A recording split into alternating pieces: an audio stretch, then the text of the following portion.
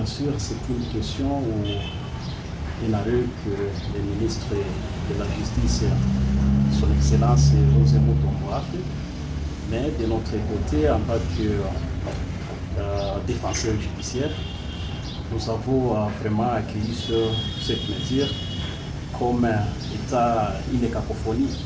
Parce que dans un pays où le président de la République lui-même a déclaré il n'y a pas longtemps, le 25 février du mois passé, que la justice est malade et qu'au lieu de lever le moratoire de peine de mort, ça vraiment nous constatons que c'est une utopie.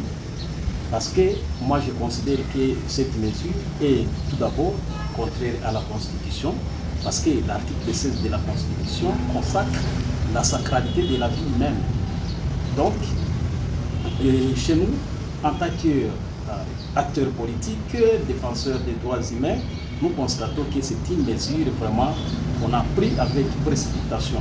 Le pouvoir va l'utiliser comme un règlement de comptes, notamment à l'égard des opposants.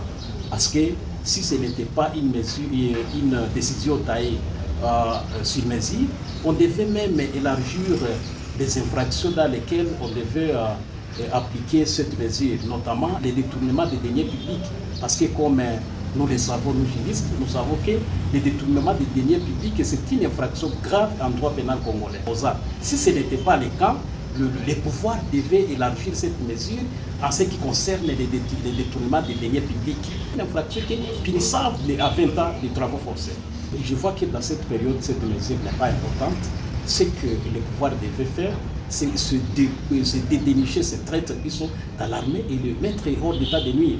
Parce que, imaginez-vous dans un pays où un député reçoit 33 000 $, un soldat qui est au front reçoit, je ne sais pas, moins de 200 $. En tout cas, ça, je considère qu'une mesure qu'on a prise en précipitation. Il fallait vraiment raisonner autrement parce que mettre des traîtres hors d'état de nuire, ça ne demande pas beaucoup de gymnastique.